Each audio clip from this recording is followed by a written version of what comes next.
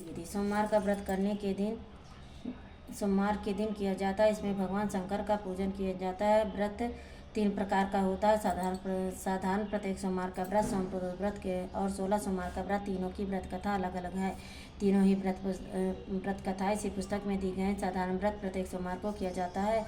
सोमप्रदोष व्रत केवल प्रदोष वाले सोमवार को किया जाता है और 16 सोमवार का व्रत 16 सोमवारों तक किया जाता है व 17 सोमवार को इसका उद्यापन किया जाता है। तीनों की व्रत विधि में कोई अंतर नहीं है। विधि इस प्रकार है। प्रातःकाल स्नान आदि करके साफ वस्त्र पहने, फिर पूजन के लिए शिव जी के मंदिर में जाएं अथवा घर में ही लकड़ी के पटरे पर नीला कपड़ा बिछाकर उस पर शिव जी का चित्र या मूर्ति स्थापित कर पूजन करें। शिव जी का धूप, दीप, पुष्प, बेलपत्र और धतूरे के फल से पूजन करना चाहिए। भोजन के बाद व्रत कथा तीनों में से जिस भी प्रकार का व्रत हो वही कथा पढ़नी चाहिए या किसी अन्य से सुननी चाहिए। इसके बाद आरती गाते हुए उतारनी चाहिए। अंत में 5 बार ओम नमः शिवाय बोलना चाहिए। इस व्रत में केवल एक समय दोपहर के बाद भोजन किया जाता है। भोजन में कुछ भी शाकाहारी पदार्थ ले सकते हैं। जो भक्तजन किन्हीं कारणों से उपरोक्त तीनों प्रकार के व्रत में से किसी भी प्रकार का व्रत रखने में असमर्थ हो, उन्हें प्रत्येक वर्ष श्रावण मास में पड़ने वाले प्रत्येक सोमवार को तो व्रत अवश्य ही रखना चाहिए। सोमवार के व्रत का महात्म्य। सोमवार का व्रत करने से अति उत्तम फल मिलता है। इससे समस्त मनोकामनाएं पूरी। इस व्रत से सभी रोग शोक दूर होते हैं और सुख संपत्ति की प्राप्ति होती है। कुमारी लड़कियों को मनभावना पति मिलता है। यदि कोई विशिष्ट इच्छा हो तो उसके लिए 16 सोमवार का व्रत करना चाहिए।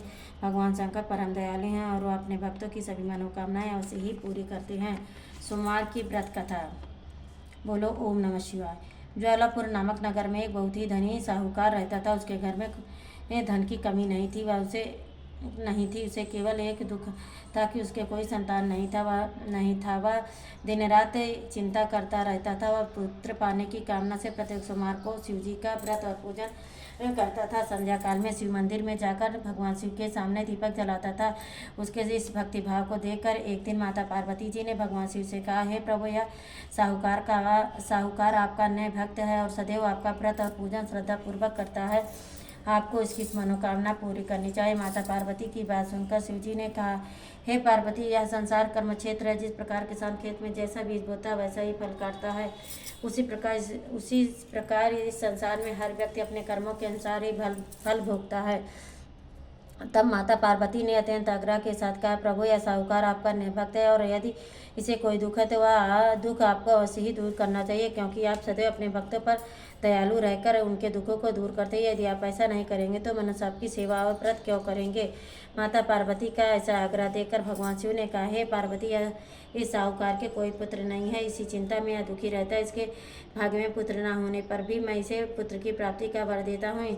इस पुत्र की आयु केवल 12 वर्ष की होगी। इसके पश्चात वह मृत्यु को प्राप्त हो जाएगा। इसके लिए इससे वह अधिक मैं और कुछ नहीं कर सकता। यह सारा वार्तालाप साहूकार सुन रहा था।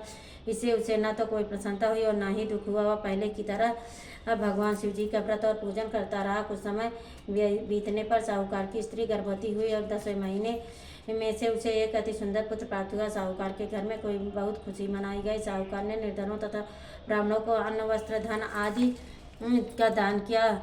उसने किसी को पुत्र की आयु का भेद नहीं बताया। जब वह बालक 11 वर्ष का हो गया तो उस बालक की माता ने साहूकार से बालक के विवाह आदि के लिए आग्रह किया, लेकिन साहूकार ने कहा कि अभी मैं इसका विवाह नहीं करूंगा। इसे पढ़ने के लिए काशी जी भेजूंगा। फिर साहूकार ने अपने साले अर्थात बालक के मामा को बुलाकर और उसे बहुत सा धन देकर तुम इस बालक को पढ़ने के लिए काशी जी ले जाओ। रास्ते में जिस स्थान पर भी रुको वहाँ यज्ञ तथा ब्राह्मणों को भोजन कराने के बाद आगे जाना। वह दोनों मामा भांजे यज्ञ कराते और ब्राह्मणों को भोजन कराते हुए जा रहे थे। रास्ते में प्रताप नगर नामक शहर पड़ा। उस शहर के राजा की पुत्री का विवाह था, इसलिए इस शहर को अच्छी तरह सजाया गया था। दूसरे राजा का लड़का जो राजकुमारी से विवाह के लिए बारात लेकर आया था वह एक आंख से काना था। उसका पिता इस बात से बहुत चिंतित था कि कहीं वर को देखकर कन्या के माता पिता विवाह से इनकार न कर दे।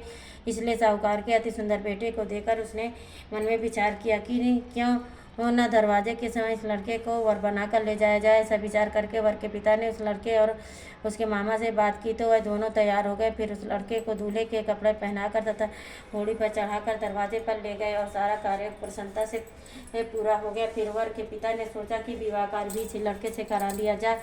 ऐसा सोचकर उसने लड़के और उसके मामा से कहा, यदि आप फेरों और कन्यादान के काम को भी करा देते तो आपकी बड़ी कृपा होगी। उन्होंने स्वीकार कर लिया और विवाह कार्य भी शादी अच्छी तरह संपन्न हो गया। परंतु जाते समय लड़के ने राजकुमारी की चुंदरी के पल्ले पर लिख दिया कि तुम्हारा विवाह तो मेरे साथ हुआ है, लेकिन जिस राजकुमार के साथ तुम्हें भेजा जाएगा वह एक आंख से काना, मैं काशी जी पढ़ने जा रहा हूँ। लड़के के जाने के बाद उस राजकुमारी ने जब अपनी चुंदरी पर ऐसा लिखा हुआ पाया तो उसने राजकुमार के साथ जाने से इनकार कर दिया और कहा, यह मेरा पति नहीं है, मेरा विवाह इसके साथ नहीं है, मेरा पति तो काशी जी पढ़ने गया। राजकुमारी के माता पिता ने अपनी पुत्री को विदा नहीं किया और बारात खाली हाथ लौट गए। उधर साहूकार का लड़का उसका मामा काशी जी पहुँच गए। वहाँ जाकर उन्होंने यज्ञ करना और लड़के ने पढ़ना शुरू कर दिया। जब लड़के की आयु 12 वर्ष की हो गई तो उसकी मृत्यु का दिन समीप आ गया। लड़के के मामा को इस बारे में कुछ पता नहीं था। उस दिन उन्होंने यज्ञ का आयोजन किया हुआ था कि लड़के ने अपने मामा से कहा, मामा जी आज मेरी तबीयत कुछ ठीक नहीं है। मामा जी ठीक नहीं है। अब मामा ने कहा, अंदर जाकर लेट जाओ। लड़का अंदर जाकर लेट गया और थोड़ी देर में उसके प्राण निकल गए।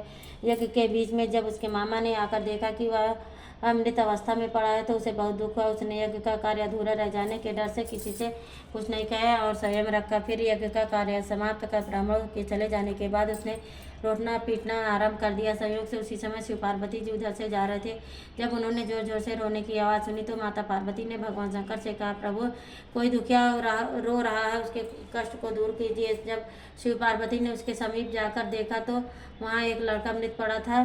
पार्वती जी बोली, प्रभु यह ज्वालापुर के साहूकार का लड़का जो आपके वरदान से उत्पन्न हुआ था। स्वामी शिव जी बोले, हे पार्वती, इसकी आयु इतनी ही थी, आयु पूरी हो जाने के कारण मर गया। तब माता पार्वती ने कहा, हे प्रभु आप इस लड़के की आयु बढ़ाइए, नहीं तो इसके माता पिता तड़प तड़प कर मर जाएंगे। माता पार्वती के बार बार आग्रह करने पर शिव ने उसको जीवित कर दिया और शिव जी की कृपा से लड़का ओम नमः शिवाय कहता हुआ उड़ गया। भगवान शिव की और माता पार्वती कैलाश पर्वत को चले गए। तब वह लड़का और उसका मामा उसी प्रकार यह करते तथा ब्राह्मणों को भोजन कराते हुए अपने घर की ओर चल दिए। रास्ते में प्रतापनगर पहुँचे और वहाँ पर आकर उन्होंने यज्ञ आरंभ कर दिया। जब वह वहाँ का राजा उधर से होकर गुजरा तो उसने लड़के को तुरंत पहचान लिया और अपने महल में ले जाकर उन दोनों का बहुत आदर सत्कार किया। साथ ही बहुत सा धन आभूषण वस्त्र देकर उन्हें राजकुमारी के साथ विदा किया। जब वह अपने शहर के निकट पहुँचे तो मामा ने कहा कि मैं पहले तुम्हारे घर जाकर सूचना दे आता हूँ। जब उस लड़के का मामा घर पहुँचा तो साहूकार और उसकी पत्नी घर की छत पर बैठे थे और उन्होंने यह प्रण कर रखा था कि यदि मेरा पुत्र सकुशल आया तो हम नीचे आ जाएंगे, नहीं तो छत से कूद कर अपने प्राण त्याग देंगे। इतने में उस लड़के के मामा ने आकर बताया कि आपका पुत्र सकुशल वापस आया है तो उनको विश्वास नहीं होता। मामा ने शपथपूर्वक कहा कि आपका पुत्र अपनी स्त्री के साथ आया है तो सेठ अपनी पत्नी और सगे संबंधियों के साथ नगर द्वार तक गया और आनंद के साथ उसका स्वागत कर उसे अपने घर ले आया। वह बड़ी प्रसन्नता के साथ रहने लगे। इसी प्रकार जो व्यक्ति सोमवार का व्रत करके भगवान शंकर तथा माता पार्वती का पूजन करता है तो इसी कथा को पढ़ता है अथवा सुनता है, उसके सारे दुख दूर होते हैं और उसकी समस्त मनोकामनाएं पूरी होती हैं। बोलो ओम नमः शिवाय। शिव चालीसा।